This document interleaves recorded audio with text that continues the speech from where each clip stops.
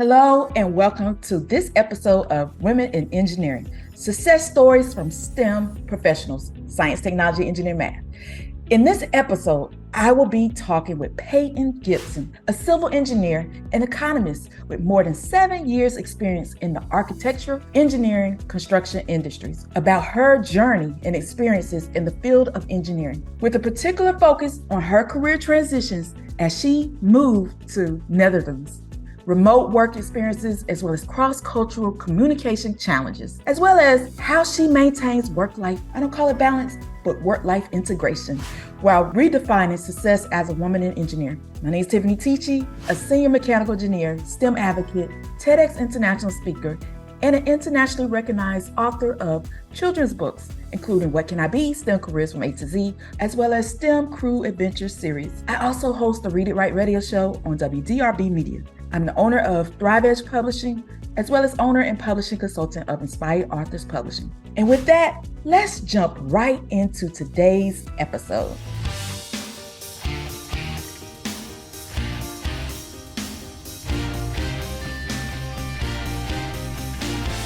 Now it's time to jump right into the main segment of our episode. Today, I have with me Peyton Gibson. Peyton, welcome to the Women in Engineering podcast. Yeah, thank you so much for having me here. All right, so let's go ahead and jump into it. Can you tell our listeners a bit more about your background and journey in the engineering field and how you ended up where you are today? Yeah, so I grew up in a military family across the U.S., so we moved around a lot as a kid. I finally ended up in Colorado at the Colorado School of Mines to do my degree in civil engineering. From there, I made a couple of rounds through some jobs that were pretty typical engineering and land development and structural engineering with the government.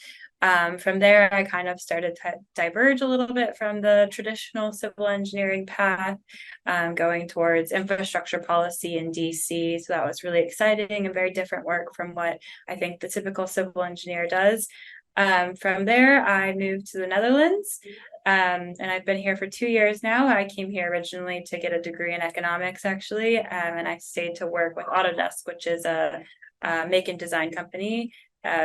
We create technology for people across the media and entertainment industries, manufacturing, design, and the architecture, engineering, and construction industries to make and design a better world. So that's where I am today. It's been quite a journey so far. Yeah. Love it, love it. Now, you've made a significant move to the Netherlands in 2021 as a Fulbright scholar.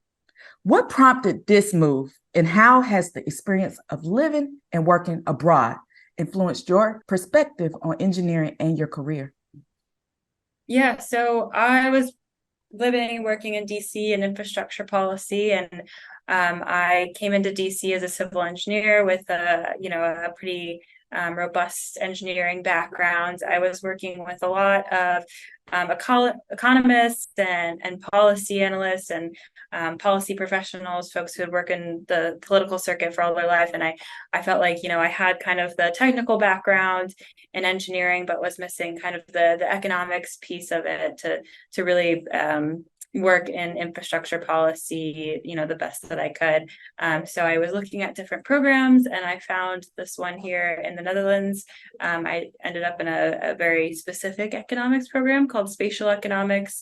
So I was focusing kind of on urban and transportation economics and how our built environment affects, communities and how we live and how we're able to, make money, have jobs, be around our family and friends. So I found that really interesting. It was the only program that I found that I could, do that. And so, and moving here, I've seen so much. Europe is about the same size as the US, so I've been able to travel quite a bit and see a lot of different infrastructure and how different countries handle infrastructure and the infrastructure policy, and specifically in the Netherlands, it operates so differently than it does in the US. So it's been really interesting to take a look at all those differences.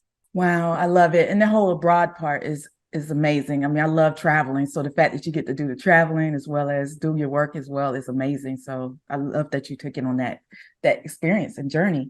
And so talk to me, remote let's talk about fully remote.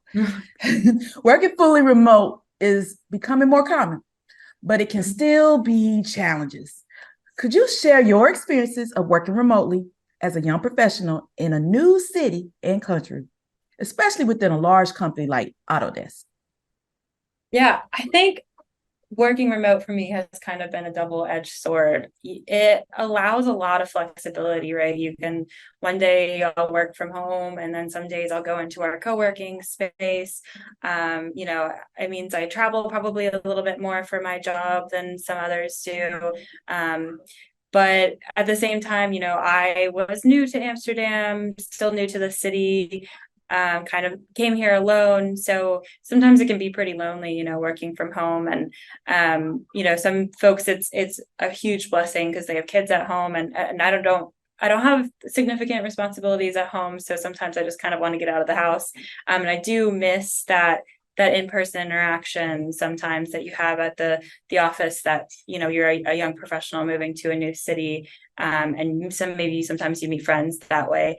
But yeah, at the same time, there is the flexibility of it. Autodesk has really embraced the hybrid, flexible remote working model. So it's been really good to have their support in terms of, setting up my home office. My boss and my team are really understanding of my situation. And there's all sorts of programs that we have that we can connect with our coworkers online. So that's been really, really great. And most of the company does work pretty remotely for the most part, at least the colleagues that I'm working with. So, when you have everyone kind of in that same position, we all do make efforts to go see each other a few times a year, whether it's, the official like team meeting, or making sure that if I'm in London on a work trip, my coworkers come into the office to see me. There's that kind of support. Yes, that's the key, to have that connection. Human connection is always key when you're talking about the whole remote and that part of it. So it's cool that you still get a little taste of it throughout. So talk to me, as far as your career journey has taken you through various roles. You speak to it, from engineering to infrastructure, policy, and tech. Could you talk about what drove these career shifts and how each experience contributed to your current role at Autodesk? Yeah, I think when I went to college, when you were majoring in civil engineering, when I was there, you kind of had a menu of job options put in front of you. There was maybe like 3 or 4, and it was kind of like, that's what you go do. And so that's what I went and did. And then I got out into the world and I realized, oh, that's not what I want to do, I think. And, in school, I loved my classmates. I loved my teachers. I loved the school I was at, but I remember just never really feeling super passionate about my super, super technical, the structural engineering courses. Like a lot of my peers were, they were like, oh, I want to go get a master's in structural engineering. And I never really had that click. So I remember one day just being like, okay, if I don't want to do this technical side of engineering, I still loved civil engineering for some reason. I loved the industry. I love, working with the built environment and being able to influence that. What else can I do? And I just kind of started writing down random words that popped into my head that I thought like could make a fun or interesting career. And making a shift is really difficult. Going from like technical engineering to policy I felt like it was a pretty big leap. But I think once you get into it, especially if you can figure out how to transfer your skills that you have in one, I think, there's a lot of people looking for something a little bit different. And I think every time I was hired into, when I was hired into policy, they were looking for an engineer because they were getting a lot of people who were strictly policy. They wanted someone who was thinking a little more outside the box. And, when I got hired into tech, I, told them, I was like, I can't code, like, and they were like, that's fine. Like, we want you because of your experience in the built environment. And, this economics background also gives you like a really interesting view.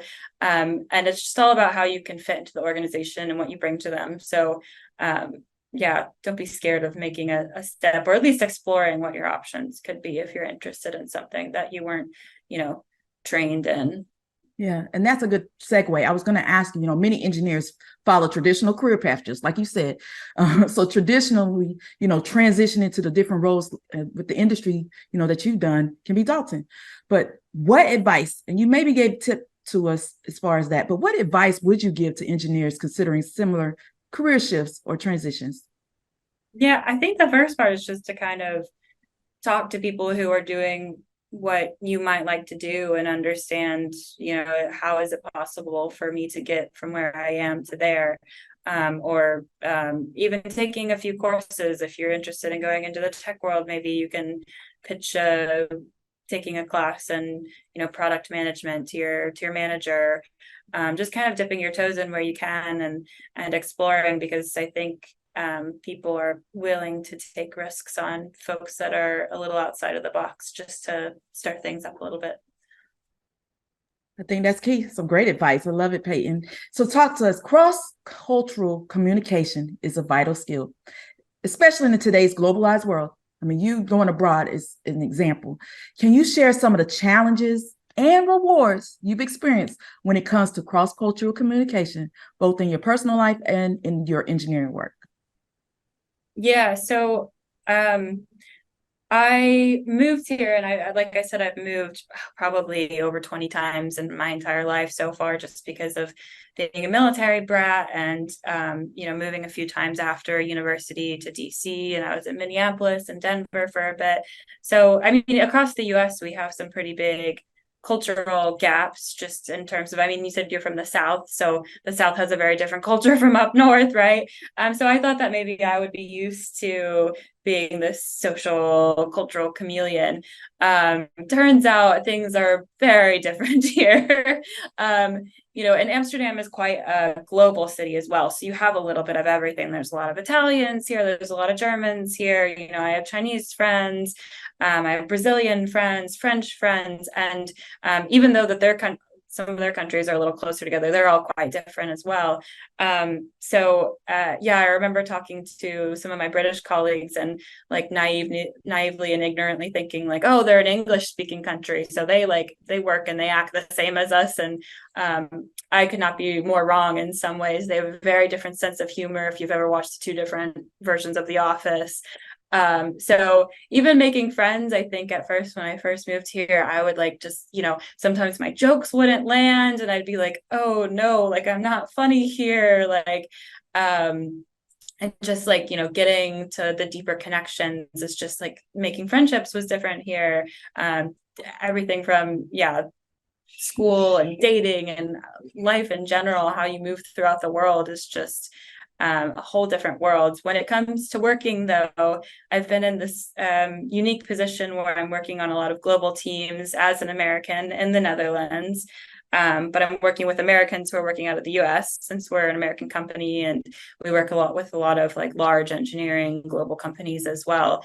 So I'm kind of sitting in this very strange place where I'm liaising with a lot of Americans in the US, but I'm sitting in I'm sitting in the Netherlands. So I'm liaising with a lot of Europeans and Brits. So I'm kind of looked at as an outsider by Americans, but also as an outsider by the Europeans.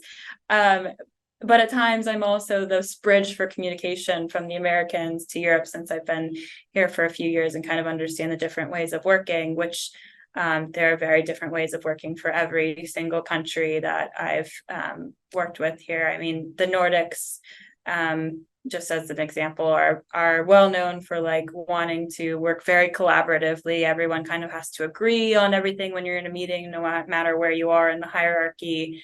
And the Dutch are very known for being quite direct. So, sometimes you got to go in with it with thick skin and be able to take what they say at a surface level instead of taking it personally. So, just being mindful of who's in the room and where they're coming from when you step into that room. Wow, I love it. I mean, that's key. You got to know who you're talking to, who you're communicating with, and the fact that you're saying that's what you learned, and to learn the different methods of how to work together as a team is important. So I love that you was able to share that, cross-cultural side of things.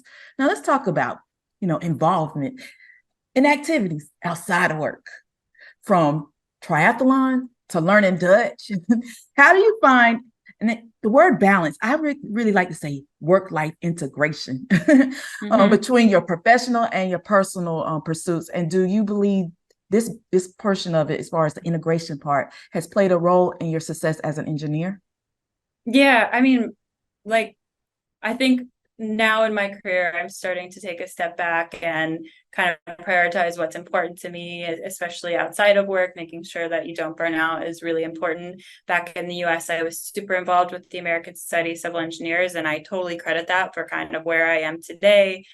My work with them in the policy sphere was, crucial to me getting my job in DC. I've always been super active outside of work and making sure that I can find things to do. And I mean, being involved in the triathlon club here and going to Dutch courses were also like essential to me finding friends in this new city. Some of my closest friends are the ones that, I go for bike rides with in the mornings and on the weekends. And yeah, like, once you're learning a language with a bunch of people and being vulnerable and saying weird words from a funny language, you start to bond with them. I think some of these, whether it's, learning piano or writing or dance classes too, I think a lot of these creative outlets really help and building a more well-rounded character so that you can bring these different perspectives to your work life as well. And then in terms of like athletics and whatnot, you can always find a community within your work as well, especially when it comes to things like running. I know some of us within my division at Autodesk want to like get together somewhere to do a half marathon. So it's been really helpful in bonding, especially when you're working remote. You can kind of at least have those little chats over coffee over shared interests. That's amazing. Amazing. I love it. Well-rounded, basically, is what you're saying about yourself. And I love how you was able to get in a new territory, grow and utilize, and meet other people in the process. I love how you shared that. So let's, go into finalizing with, what advice would you give to aspiring women engineers for navigating the challenges and opportunities that lie ahead in their careers?